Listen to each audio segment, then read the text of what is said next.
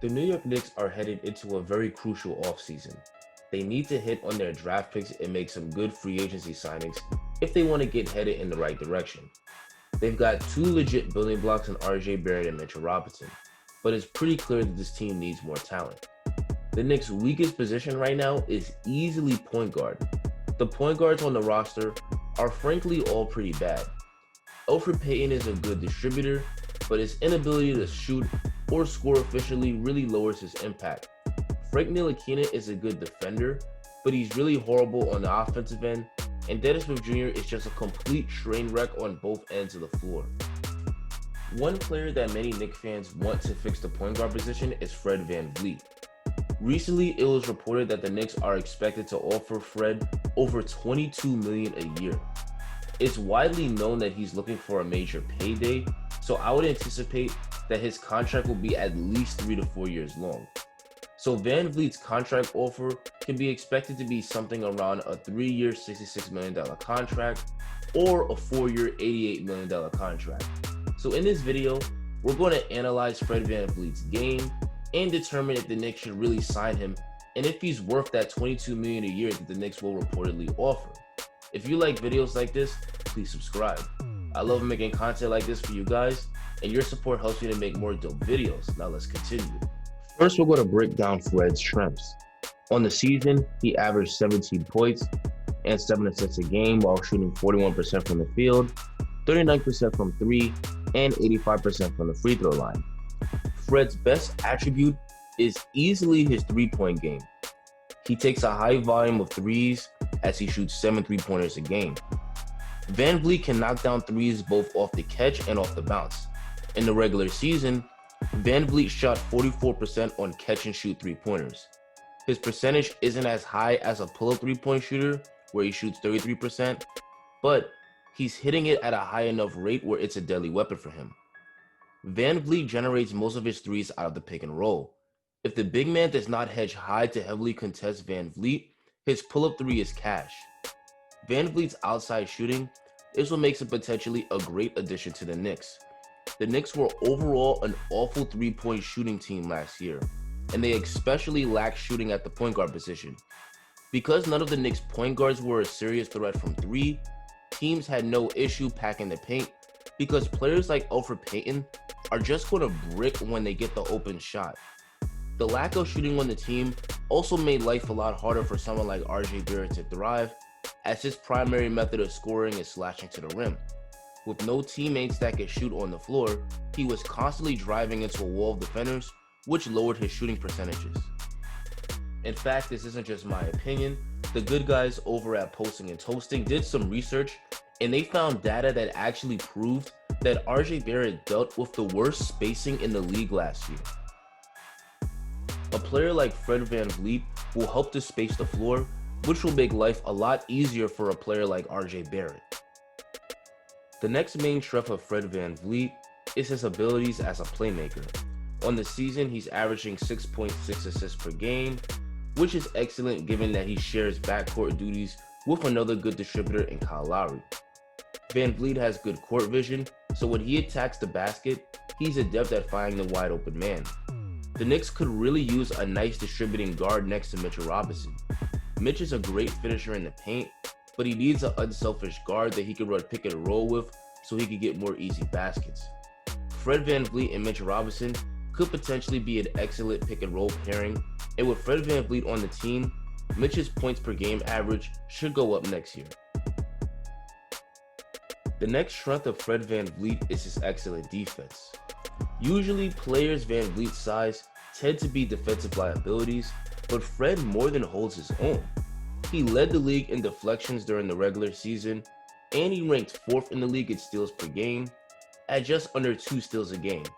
The stats seem to suggest that Fred is an elite defender. Fred has a high motor on the defensive end. He likes the full court press and hound his opponent while they bring the ball up the court.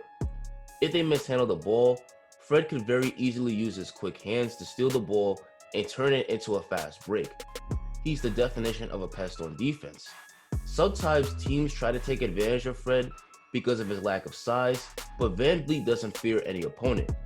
VanVleet has a strong lower body, so he's very difficult to move in a post-up, and if opponents aren't careful, Fred often swipes down and strips the opponent of the ball. He may lack size, but his strength, heart, and high motor more than make up for it. Fred also benefits from having a high basketball IQ on defense. He plays the passing lanes really well, which is what leads to his very high steal and deflection rate. The last main strength I'm going to bring up about Fred VanVleet is his championship pedigree.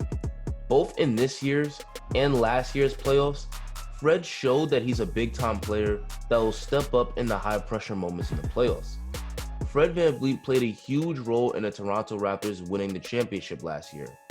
He had plenty of huge shooting performances while hounding Stephen Curry on defense. In Game 6, he scored 22 points in a series-clinching win, including delivering a 14-point fourth quarter. This year, VanVleet averaged 18 points and 6 assists a game in the playoffs, and he was a huge part of the Raptors sweeping the Nets and taking Boston to 7 games. If the Knicks sign VanVleet, they're getting a player who will bring their A game in the games that matter the most. Having players where the bigger the game, the better they play, is crucial when you're trying to build a winning team. At this point, we're going to start talking about weaknesses. Fred VanVleet's biggest weakness is that he struggles to score inside the arc. Here we have Fred VanVleet's season shot chart. He doesn't take many mid-range shots. He's mostly shooting from 3 and in the paint. Close to the basket, Fred is only shooting 48%. The league average at the basket is 58%, so as we can see, Fred is a pretty poor finisher. The reason Fred VanVleet is a poor finisher is because he's only 5'11" in a league full of giants. He also doesn't have a high vertical, and he has a pretty short wingspan at just 6'2". Long arms are really useful for finishing because that length helps you to extend for finishes over the defense. Fred VanVleet can get to the basket, and he can make the acrobatic finish at times, but he usually struggles when he gets challenged against big men. Fred is also a pretty poor scorer from the mid-range. He's only shooting 33% from 10 to 14 feet and 25% from 15 to 19 feet. Now, to be fair, he rarely shoots from mid-range. He's only taken about 1 attempt from mid-range a game. Based on these statistics, it appeared that Fred VanVleet is pretty one-dimensional on the offensive end. He's got a really good three-point game, but he really struggles to score inside the three-point line. He can score in the paint and in the mid-range, but he shoots a really low percentage from those areas. This is what worries me about a potential Fred VanVleet signing. If the Knicks sign Fred VanVleet to be their starting point guard, he'll be playing a role that he's never played before. On Toronto, he was the third option behind Pascal Siakam and Kyle Lowry. On the Knicks, he'll be a primary ball handler, which is a role that he's never had before. Being the primary ball handler will come with a much higher level of defensive pressure. Teams will study film and game plan against Fred VanVleet, and they'll look to run him off the three-point line. Fred gets a lot of his three-pointers off of pick-and-roll action.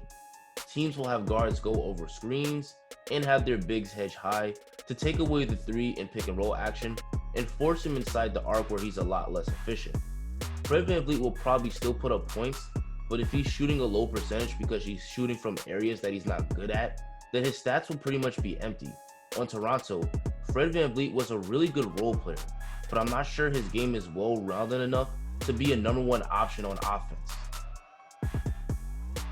This dilemma reminds me a lot of Julius Randle. The Knicks signed Randle based off of the 21 points and 8 boards a game he averaged last year for New Orleans. The problem with this signing is the Knicks didn't contextualize Randle's numbers.